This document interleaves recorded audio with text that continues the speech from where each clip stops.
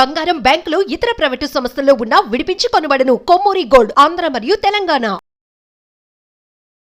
నమస్తే, welcome to మనం TV. ప్రస్తుతం మనతో పాటు ఉన్నారు ప్రముఖ ఆయుర్వేదిక్ డాక్టర్ బుక్కా మహేష్ బాబు గారు. సార్తో మాట్లాడి మనకున్న సందేహాలు నివృత్తి చేసుకుందాం. హలో సార్, నమస్తే. నమస్తే సార్, ఈ డయాబెటిక్ అనేది రోజు రోజుకి పెరిగిపోతుంది.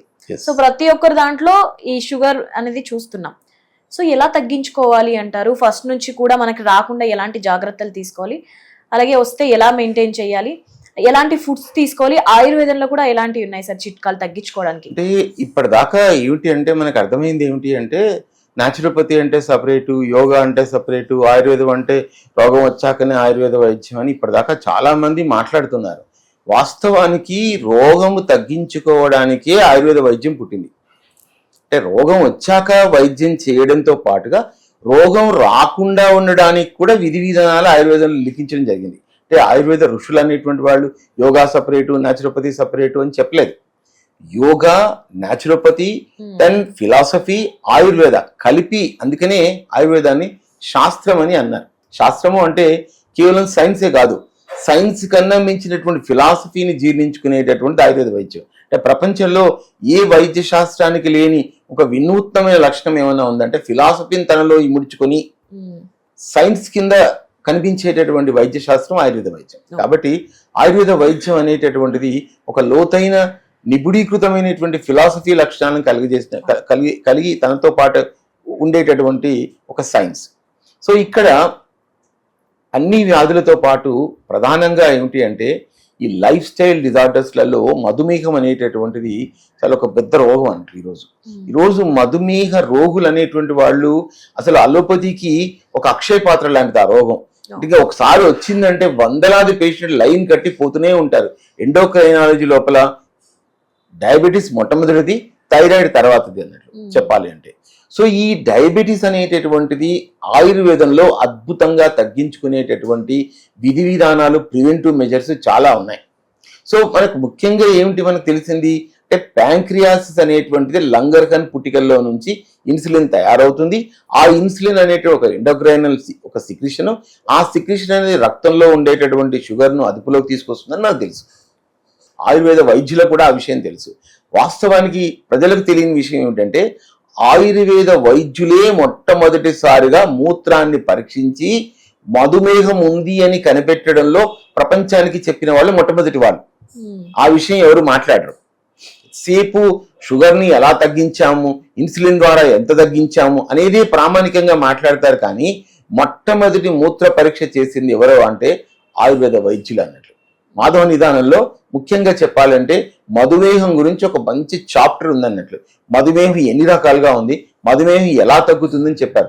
ఆనువంశిక వ్యాధి అంటే హెరిడిటరీ వల్ల కూడా వచ్చే మధుమేహాన్ని కూడా అంటే టైప్ 1 మధుమేహాన్ని కూడా వాళ్ళు రికార్డ్ చేయడం జరిగింది. సో ఇక్కడ ఆయుర్వేదంలో చెప్పింది ఏమిటి అంటే లైఫ్ స్టైల్ అనేటటువంటిది లోపించడం వల్ల ప్రధానంగా వ్యాధి వస్తుంది. కాబట్టి లైఫ్ స్టైల్ను అభివృద్ధి పరుచుకున్నట్లయితే అంటే మన దినచర్య లోపల మంచి ఆరోగ్య లక్షణాలు, మంచి హెల్దీగా ఉండేటటువంటి ఆహారాన్ని తీసుకున్నట్లయితే మధుమేహాన్ని తగ్గించుకోవచ్చు అని ఆయుర్వేద డైటిక్స్ అనేటటువంటి ప్రగాఢంగా చెప్తా ఉందన్నట్లు. సో ఇంకా మనకు లోతుగా వెళ్ళినట్లయితే మొదటి దశలో, రెండవ దశలో ఈ యొక్క మధుమేహం వచ్చినప్పుడు మనకు దొరికేటటువంటి మూలికలు కూడా ఉన్నాయి. శివుణ్ణి ప్రధానంగా మనం పూజించేటటువంటి బిల్వపత్రం ఏదైతే ఉందో చాలా అద్భుతంగా ఆయుర్వేద వైద్యంలో అది మధుమేహాన్ని తగ్గించడంలో అద్భుతంగా పనిచేస్తుంది. తిప్పతీగ ఆకులు, తర్వాత బిల్వపత్రం, మేకమేయని ఆకు, ఇవి అన్నీ తీసుకొచ్చుకొని బాగా ఆరబెట్టుకొని ఎండబెట్టుకోవాలి నీరెండను. 1:1:1 నిష్పత్తిలో అంటే 100 గ్రాములు బిల్వపత్రం తీసుకున్నట్లయితే మేకమేయని ఆకులు 100 గ్రాములు తీసుకొని, తిప్పతీగ ఆకులు 100 గ్రాములు తీసుకొని పౌడర్ చేసి ఆ పౌడర్ను ఒక గ్లాస్ జార్లో పెట్టుకుని తర్వాత ప్రతిరోజు ఒక గ్లాస్ నీళ్లు మరుగుతున్న సమయంలో ఈ 3 ఆకులు వేసి మరగబెట్టి తర్వాత డికాక్షన్ చేసుకుని మనం ఎప్పుడైతే ఫిల్టర్ చేసుకుంటామో అప్పుడు ఒక 1/2 టీ స్పూన్ పసుపు దాన్ని కలుపుకొని కనుక తీసుకున్నట్లయితే అసలు అన్బిలీవబుల్. అంటే మీరు షుగర్ టాబ్లెట్ వాడినంత ఈజీగా మధుమేహాన్ని తగ్గించుకోవచ్చు. 30 సంవత్సరాల సుదీర్ఘ అనుభవంతో ఈ విషయం నేను చెప్తా ఉన్నాను. కాబట్టి మనం మధుమేహాన్ని ఆయుర్వేద వైద్యుల దగ్గరికి వెళ్ళాలి కానీ ఇంగ్లీష్ వైద్యులకు కాదు. ఇంగ్లీష్ వైద్యులు ఎప్పుడు వెళ్ళాలి అంటే ఎమర్జెన్సీ వచ్చినప్పుడు వెళ్ళాలి.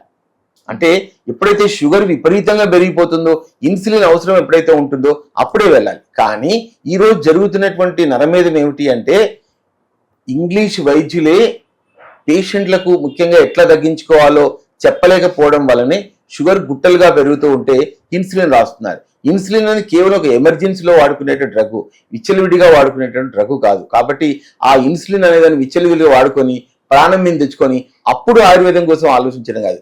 ముందస్తుగా ఆయుర్వేద వైద్యుని కనుక సంప్రదించినట్లయితే మధుమేహము, టైప్ 2 డయాబెటీస్ అని నిశ్శేషంగా తగ్గించుకునే ఆస్కారం ఉంది. ఎలాంటి ఫుడ్స్ అవాయిడ్ చేయాలి అంటారు సార్ ఈ షుగర్ పేషెంట్స్? ఎలాంటివి తినాలి అంటారు? అంటే ఆయుర్వేదంలో ఒక రైస్ ఇవి అంటారు కదా, ప్రధానంగా ఏంటంటే తెలుగు వాళ్ళు కానీ మలయాళీ వాళ్ళు కానీ వాళ్ళకు ఉన్న ప్రాబ్లం ఏంటంటే, మలయాళం వాళ్ళు టోపియోకా ప్రధానంగా వాడతారు కాబట్టి వాళ్ళకి డయాబెటీస్ వస్తుంది. తెలుగు వాళ్ళు రైస్ ప్రధానంగా తీసుకుంటారు, ముఖ్యంగా ఈ మధుమేహం వస్తుంది. కాబట్టి రైస్ అనేటువంటి ముతక రైస్ అంటే దంపుడు బియ్యాన్ని ప్రధానంగా తీసుకోవాలి. మిల్లెట్స్ బాగా తీసుకున్నట్లయితే మన ఈ మధుమేహాన్ని తగ్గించుకునేటటువంటి ఆస్కారం ఉంది.